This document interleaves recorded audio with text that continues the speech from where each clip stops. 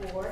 Wanted to share a couple of things. We've been crunching some numbers lately, and so last year, 1,059 people came to the 18 programs that we had, or openings, events at the museum, and we averaged about 58 per event. Now, we don't have this today, and I blame the beautiful weather, so I apologize. But we'll have it on video and be able to share it with our community. Additionally, about 760 people attended events offsite, and so these are schools that we visited or presentations that we make out in the community. So we're really trying hard to make our impact in the community. This little museum that could, we're off to a good start, and we'd love y'all's support to help make that happen. So if you're not a member, if you would consider membership, that would be a wonderful thing. So I am so pleased to have our friends here tonight. Welcome Cherryl Hartman and Bob Reed from the Piedmont Aviation Historical Society. The Society was really instrumental in helping us get this entire exhibit together, especially as it pertains to the plane part of it. And of course, Mr. Davis's bust over there, which is on loan, and we're thankful that Cherryl let us borrow it. And we're going to learn more about you in just a minute. And our other good friend, Frank Elliott, is here. Frank has helped us many times here at the museum, whether it's through video or leading presentations, and we're just thankful that you're here again tonight. Frank is a veteran writer, editor, and producer for print and television. He's a graduate of the University of Southern California and served in the Marine Corps.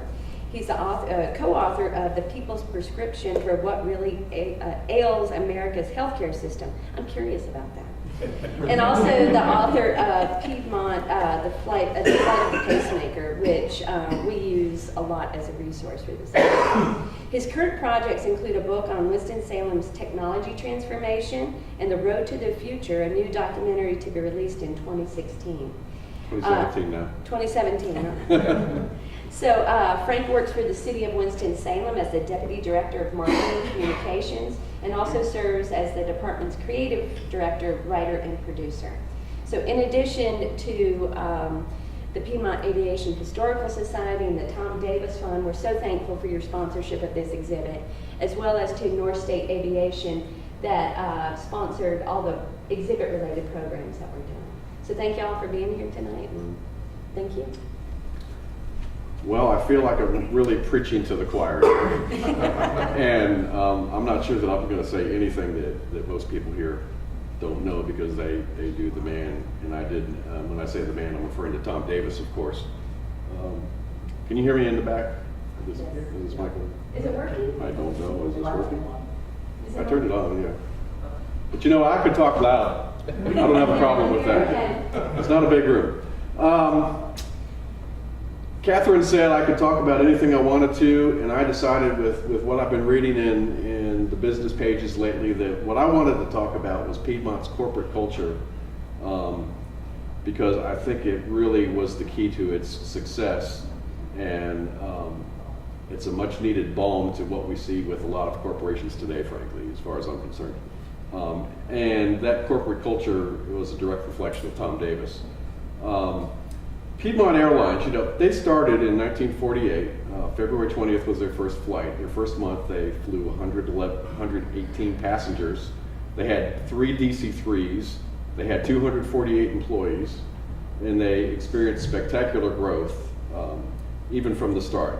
The next month, the full month of operations, they had 838 passengers in March. In April, they had 1,634 passengers.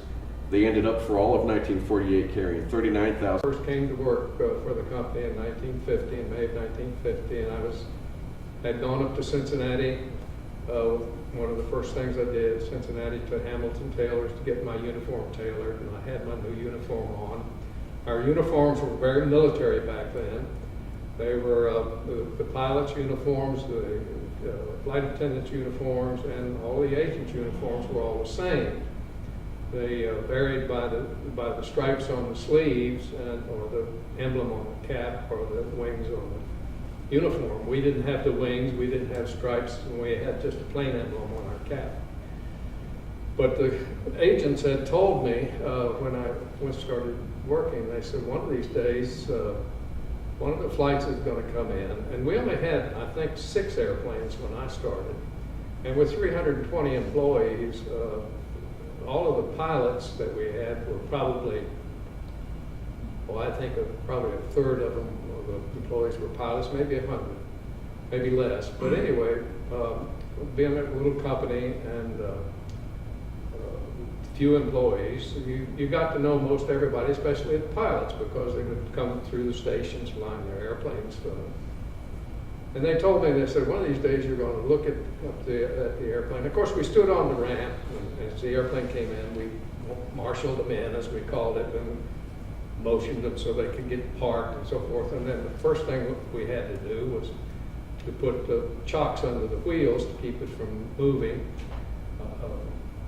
Had the fire extinguisher there as a safety matter, and then we'd take a battery cart and plug it in underneath the airplane. That was our APU, which is an auxiliary power unit. But they said one of these days when you come in and you're out there marshaling the airplane, you're going to see a strange face up in the cockpit. And it's probably going to be Mr. Davis, because he'll fly that airplane if he's on there a lot of times, if the pilot lets him. And so one day I was out there, pretty day, nice day, had my uniform on. I was just as proud as I could be of that. And I looked up there and I saw this man, and I said, I bet that's Mr. Davis. Well, after I got all my chores done, I would go to help the airplane, the passengers off the airplane come down the steps.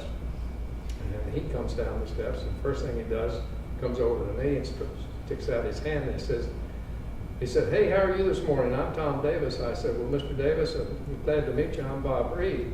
And he said, well, Rapid Robert. He said, I'm glad to get to know you. And he called me Rapid Robert until the last day I saw him before he died. And he always remembered your name, never forgot your name. And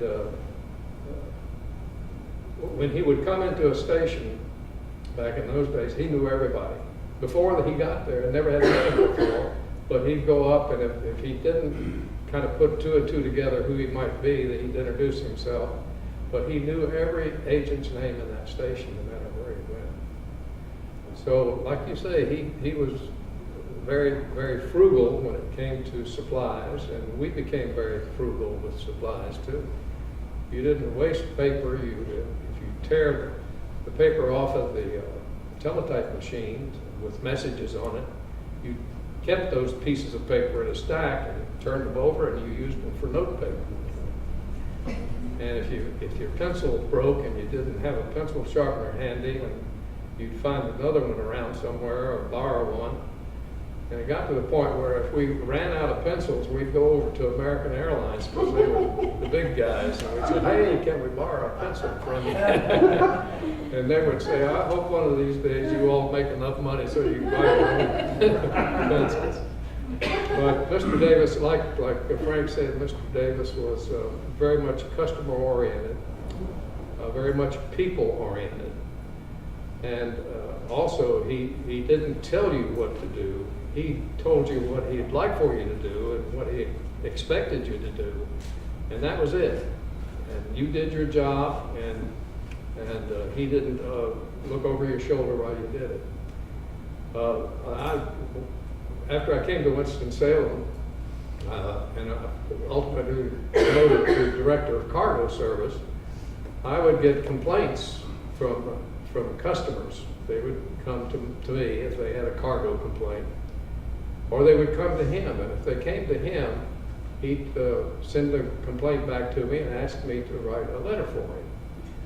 So I would write a letter for him, and I knew as soon as I wrote it, he was going to send it back. And he'd have some little comment on it somewhere where he wanted that word changed to something else.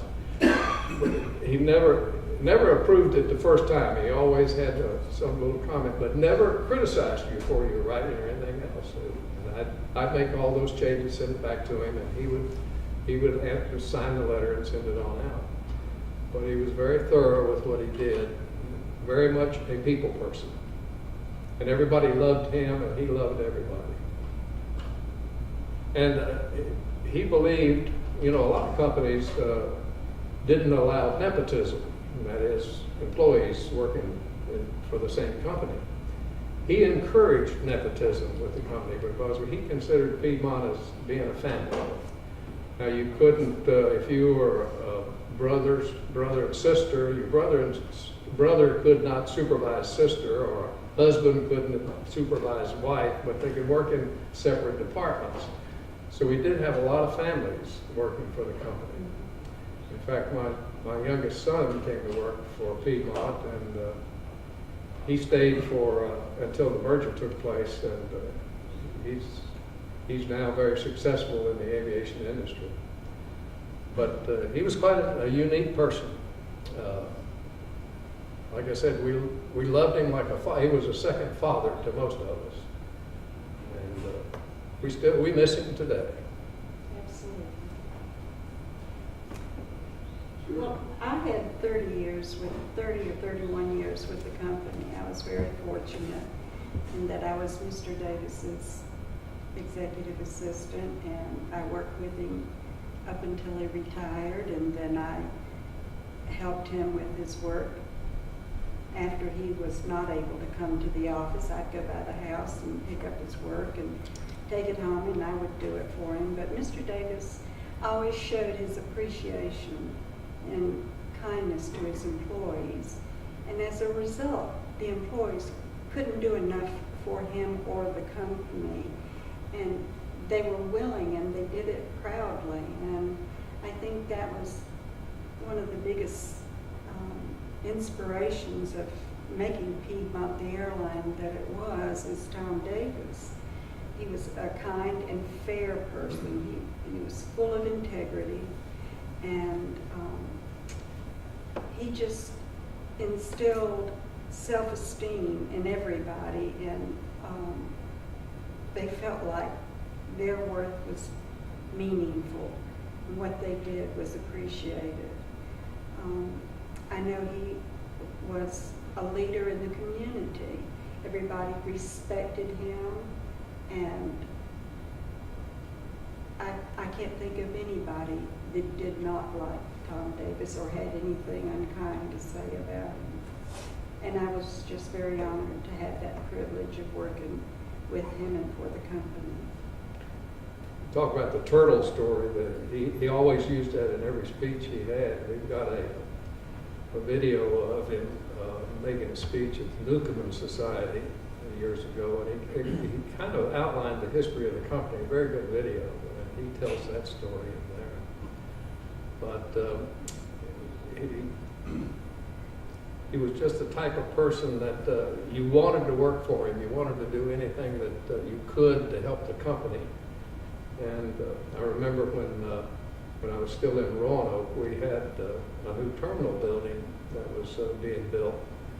And we were very excited about being able to move into that new terminal building, into new quarters, and feel like we were up there with the big guys for a change. But every one of us that worked in the station at that time spent hours, extra hours, getting things done to make that move good. We built counters for our operations office. We painted. We did anything we could on our own time just to make sure that we made it good and made it appear good. You know, you can't do, well, you can do customer service no matter what the appearances are, but if you've got good appearance of your facilities, it means that you're giving good customer service. And we're still noted today.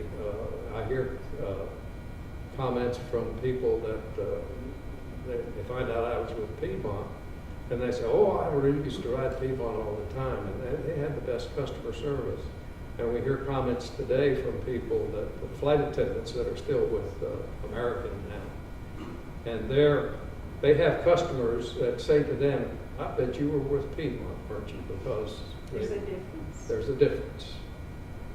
And that all stemmed from the fact that Mr. Davis believed in his people believed in him, and his customer was always right.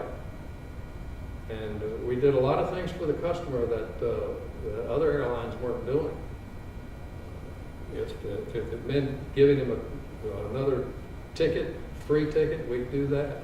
And he gave that responsibility to the people, the manager in the station, down to the agents at the ticket counter. Satisfy your customer. And if that customer was giving me a hard time at the counter, I'd do anything to appease him. And if it meant giving him giving him a free ticket to Washington or whatever, I could do that. That was within my power to do it just as an agent, just to make that customer happy. The customer is always right. You've talked a lot about how Mr. Davis put his imprint on the organization when it was relatively small. How was Piedmont able to keep that culture in his way of doing things when it was 20,000 people? What did they do that sort of made it organic to the company as a whole? It sprang from him in the atmosphere he set in the early days, but it became a self-perpetuating thing. It was infectious. Well, one of the things was communication. One of the keys, I think, to running a good department, good store, a good company, a good corporation, is to make sure you're communicating with the people. Let the people know what's going on. Tell them why things are done the way they're done. Speak to them. Get out there in the middle of what they're doing and see what they're doing. And that was it was part of our culture. We did it, and I was raised by Piedmont when I was 19 and retired when I was 58. And that I was raised. That was our culture. It was inbred in it. And like you said, people went with Piedmont, were hired at Piedmont, and it was a career. You didn't leave. You loved the company, and the company loved you. Basically, is what it amounted to. Yes. I've read the story, but I want to hear it from y'all. The $100 bills at Christmas that one year. How did it happen? How did it happen? Well, that occurred. And there were a lot of people to get them to in that one Oh day. yeah, well, Yes. I have to tell you about that. Mr. Davis actually was very frugal. We had a new president, Bill Howard, had come on board, and it was Bill Howard's idea, and Mr. Davis said, it was finally approved. He convinced Mr. Davis that money well spent. Well, the first time we did it, it was such a big hit, that you knew that was one of the things that made the people feel closer to the company. And it was a difficult task to perform. Cash money in an envelope, on a check, and the taxes were paid on that. A dollar was worth $1.25 or something. But it was $1 that was put in an envelope, and you've got, I guess about the time we started doing that, we had over 10,000, maybe 15,000 people, and you've got a real logistics problem. And I remember I was one of the ones on the team that was to carry that money out to the stations. And it was made as kind of a surprise to the employees, but I had to take that money got on an airplane. I traveled all over the system for one day trying to get all my envelopes to the station managers. And then the station managers were told when to give that to the employees. So it was quite an effort to do, but was it ever a big hit? They still talk about that. And What year was that, Bob? Do you remember? it was probably 82.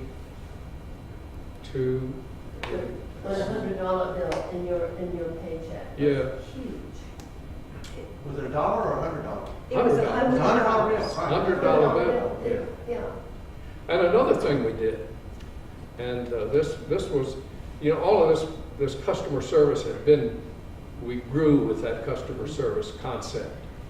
And it never changed throughout the company. And if somebody new came into the company, like Bill Howard came into the company from Eastern Airlines, totally different concept of operation with the two airlines. But Mr. Davis made it clear to Bill Howard, this is the way we treat our customers. You know, not, he didn't say that, but you know, that's the way he put it across to him. This is the way we treat our customers. This is the way we treat our employees. So Bill Howard knew that that's what he wanted. Bill Howard carried those orders through. And so Bill Howard came up with the idea. Mr. Davis approved it, and it took place. And another thing we did in 1980, the dates are within the 80s, the early 80s, when we started our service to Los Angeles, 1984. Los Angeles, April of 1984, the date just came to me. In fact, I was on one of the inaugural flights. But we had the 727 100s then, and later the 727 200. But they didn't have the long-range fuel tanks in them. And we went from Charlotte to Los Angeles nonstop. If we had to stop for fuel, and we did a number of times, depending upon the load of passengers. If you had a full load of passengers, you couldn't carry a full load of fuel. Bo can attest to that. And so if you had a full load of passengers, you had to stop somewhere in Texas probably. The flight attendants had a supply of $50 bills. And every passenger, and an announcement was made that we were going to stop in Tulsa for fuel. And when we did, the flight attendants went around and gave every customer a $50 bill for the inconvenience. And that was a big hit too. That's just, you know, it costs a big corporation with billions of dollars of revenue. You know, you take that 100 passengers on the airplane, do the math, you know how much money it's going to be. Money well worth spent.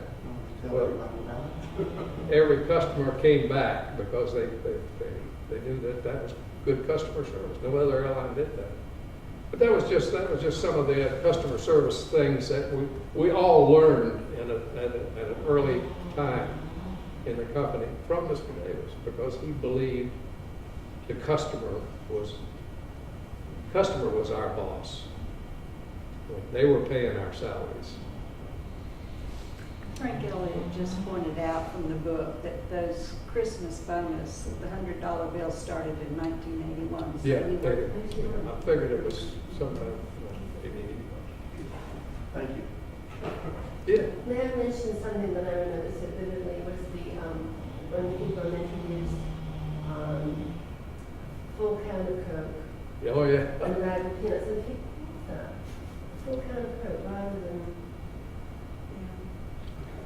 Other airlines would pour the Coke in the cup and take it to the passenger. and it was full of ice. And it was full of ice. Yeah. Did you So- have the cool towels too? We used to call them Oshabotis. Did you have those The what? on some flights? The little hand washcloth type. Oh, yeah, when we had first class, Yeah. we had that. And then we had to pass it out throughout the whole cabin. Yeah. Yes. That's you. West Coast flight. You kind of much about the Coke as well. Yeah, on the West Coast, long flight, Now, after a meal service. back in the early days, when we had just DC-3s, we served bottled Cokes. Carried a cooler on the airplane, sat in the back underneath the coat racks, underneath the coats in the coat rack area, a cooler with bottled Cokes in it. We served bottled Cokes back then. But we always took the cup and the can of Coke, sat it on the tray for the customer. A lot of customers couldn't believe it. Because none of the other airlines did that. cigarettes too. Oh, Oh, when yeah. was Chewing that? gum, yeah. Double wheel. DC3, or even into the pop. Yeah. Pop Well, so you can pop your ears. Pack of, Camel. Well, with the three things we gave we had the bottled Cokes on the airplanes. We also had little chiclets. Remember the chiclet chewing gum, a little pack of two chiclets that you gave to the customer. These were the pursers. We didn't have female flight attendants until 1962, but they gave the chiclets to the customer to help pop their ears, you know what I mean? And also we had, if you remember the Benzodrex inhalers that we used to make, well, they still had the Benzodrex inhalers. We had little small ones that were just one-use size, and we would give those to the flight. The pursers carried those in their flight kits.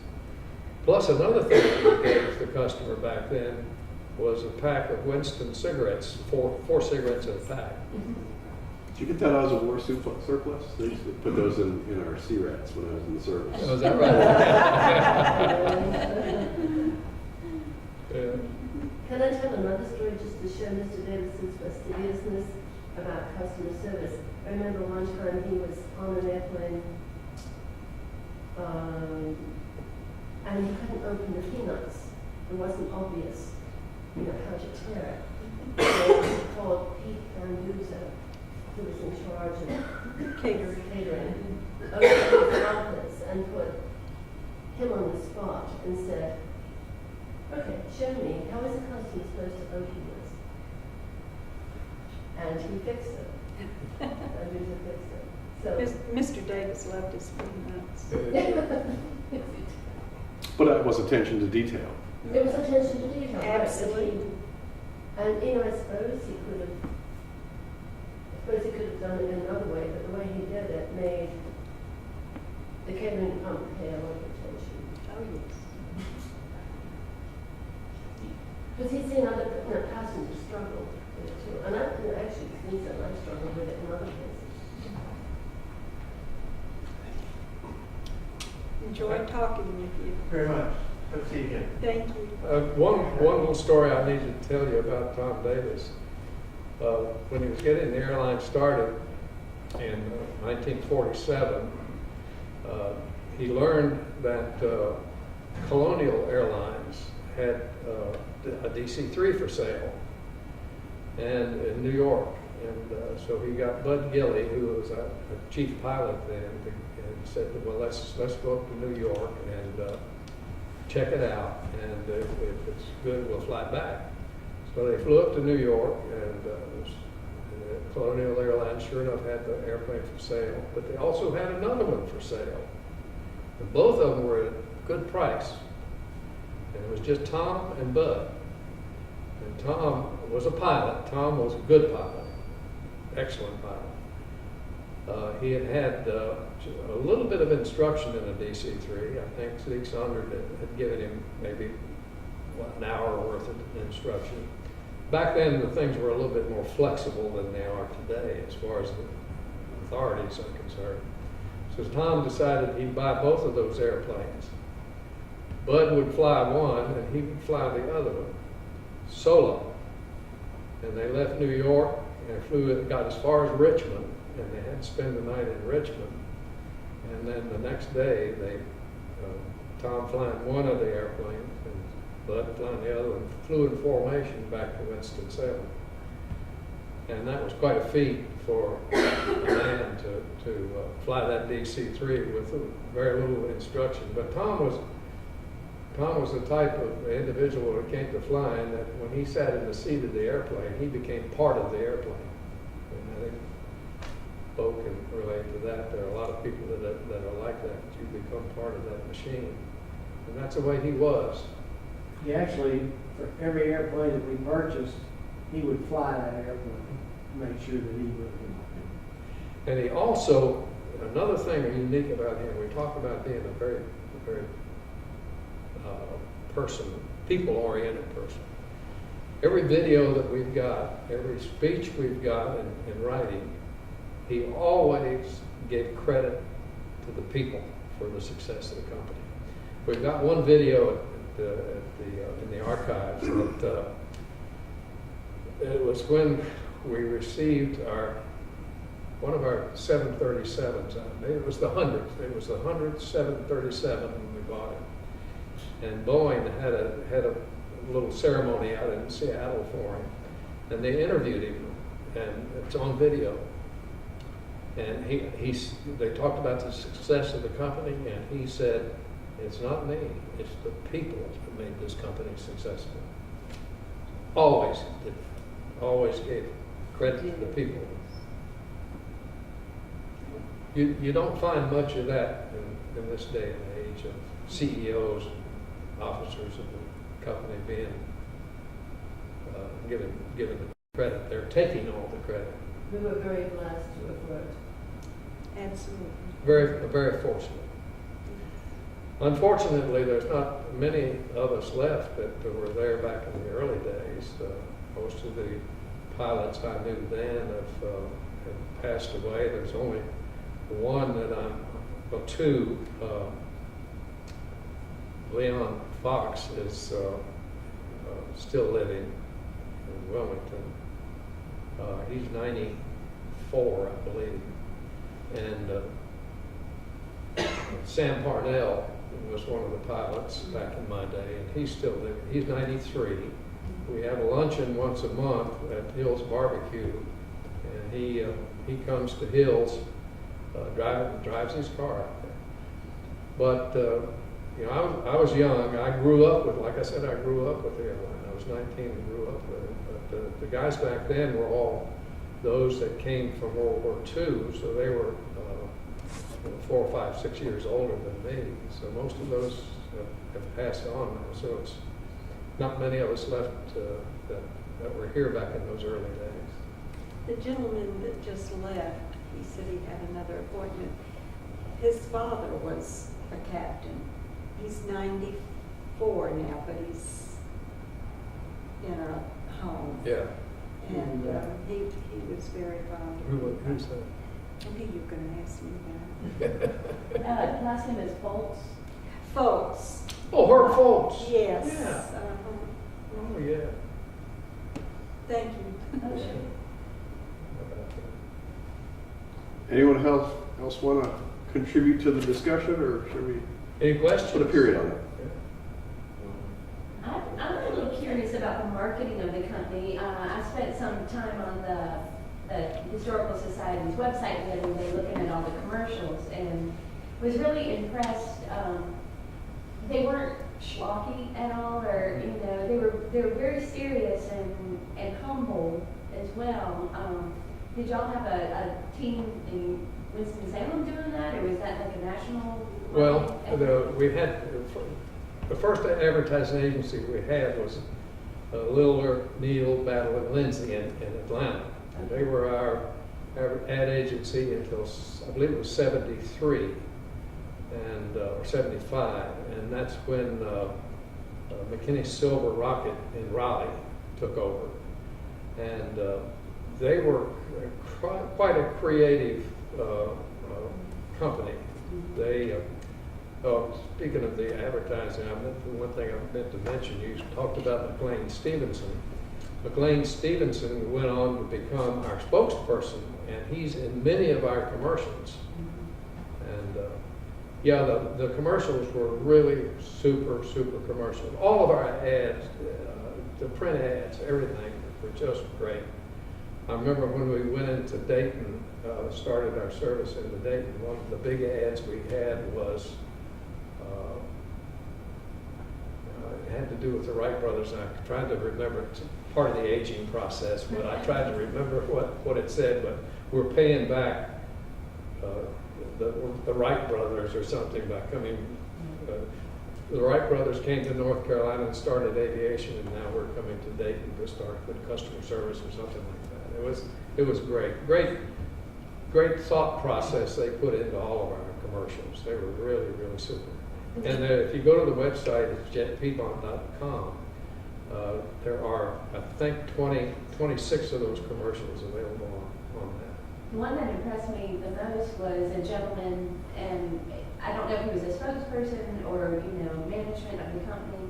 Definitely wasn't Mr. Davis, but, he was walking down the tarmac or the runway. Oh, yeah. And a plane was Don't landing look, don't look back. Oh, That- 727. Yeah, that was crazy. And, how did they make that happen? That was one of my favorites. Yeah, it was. Yeah, I love that one. We have a lot of the mechanicals from the ad agency and a lot of the posters and the negatives and the videos, the film, Yeah, we've got, in fact, the ad agency gave us their scrapbooks of all of the print ads. We've got all of those. And we've got most of the commercials, where they were on commercial size videotape when we got them, which is wide tape. And we took them to a company here in town and had them transferred to DVD. So we've got all of those on tape. We've got them. They did one video, the advertising agency did one video in Charlotte, and it's a 33-minute video, and it's just music, background music. I call it the day in the life of the hub, the Charlotte hub. And it starts out with airplanes landing. You see the airplanes landing, then you see them taxi into the gate, and you see the fuel trucks coming up, and you see the process going on, and then it ends with the airplanes taking off. And a lot of in-flight footage, and they did, the ad agency used that footage for a lot of the commercials. And we had a lot of in-flight footage too, which was really great. But we had a great marketing department. Bill McGee was our senior vice president of marketing, and he was with the company when it started. In fact, he was the first flight attendant, but he was not the flight attendant on the first flight. He was the supervisor of flight attendants then. And Bill went on to be senior vice president of the company. And then Dan Brock took over when Bill left. So we had a great marketing department, creative people. And when you were talking about advertising and marketing, it jogged my memory. My husband had a banner in his hangar at Twin Lakes Airport advertising $29 flights, so they were competing with People's Express. Yeah, People's Yeah. Express. $29 from Greensboro to Newark. Well, you know what we- Remember those days? Do you know what we did?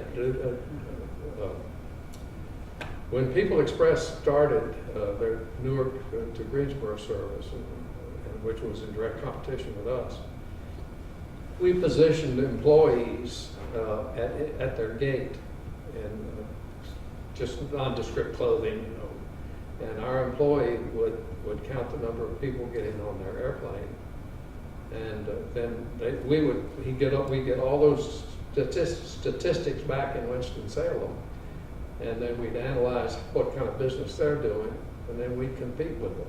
And they had a $29 fare, we had a $29 fare. I think we ran them out of business, but we had a good marketing department that had these ideas. What can we do to compete with them? And that was one of the ideas they came up with. Well, let's see what they're doing. Get first-hand knowledge of what they're doing. So it took that employee's time, but it was well worth it. I was looking at the book, and I was impressed by the slogan you had for a while, "Wish we flew everywhere." Yeah. I mean, I haven't been any other airline that will be that openly, admitting of their limitations. It's like, yeah, we want to fly, but we're not there yet, Well, we had three mottos. First motto was the root of the, we called our advertising motto was that we were the root of the pacemakers. And we named all of our airplanes pacemakers. Pacemakers were named by the areas where we served, like the Yadkin Valley Pacemaker, and the Buckeye Pacemaker, and the Potomac Pacemaker. So we were the root of the pacemakers up until we became the up-and-coming airline, which was back in the 70s, late 60s and early 70s. And then we became the airline, here I go again, the model of how good an airline Good is. airline could be. Yes. And that became our last motto. And, we're just a good advertising agency. Had a lot of good ideas. They had a good product to sell. Yeah, a lot of good people. And it's surprising, it's been 26 years since the company disappeared as a company. And with Cherryl and I being involved with the Piedmont Aviation Historical Society, I spend probably 2 hours a day at minimum every day on my computer doing something about Piedmont, answering emails. And it's not unusual to get an email from, well, a little bit unusual to get an email from somebody else in the world, but I've gotten emails from France.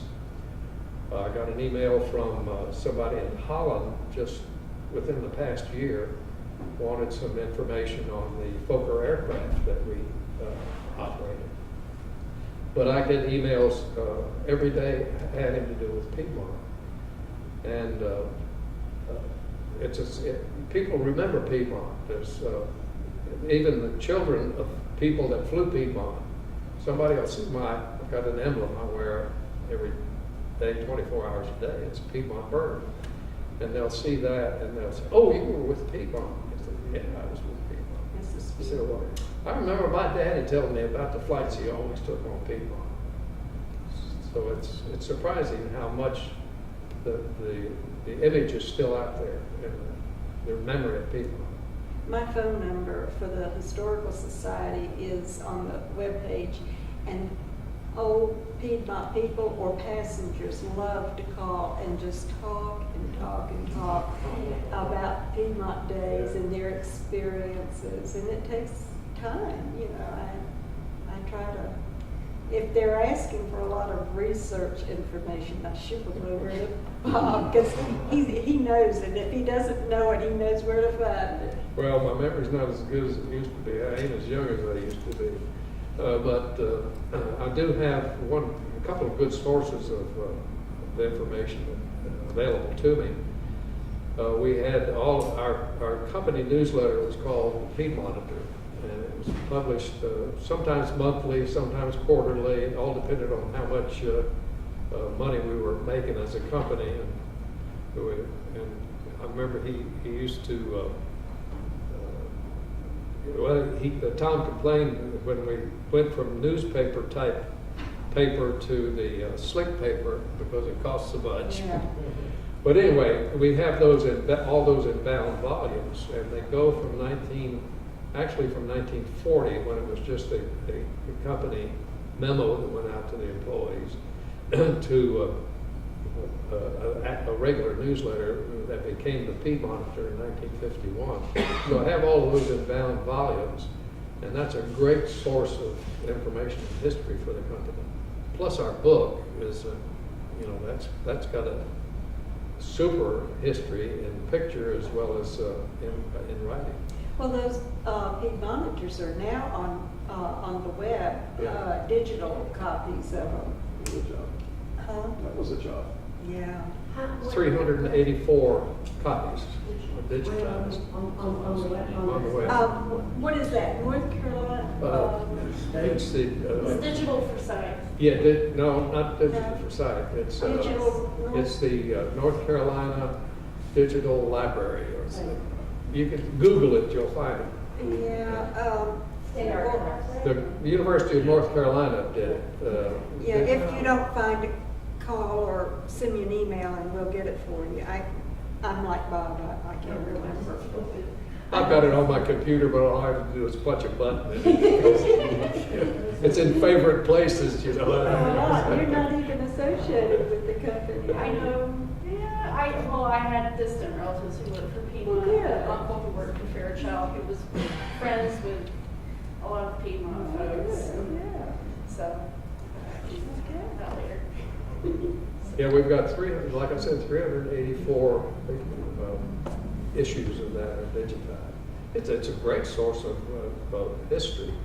I have to refer to it a lot. Of course, I've got the bound volumes there, which is easy for me to do that. But sometimes it's even easier just to go on the computer and get the favorite place and just put in Piedmont You Airlines. can do a search online. Yeah, you can search online, one Just word. Yeah, just a word, and it'll pull up all the references. Yeah, you can go there and put in Bob Reed, and you'll find out how many times my name was mentioned.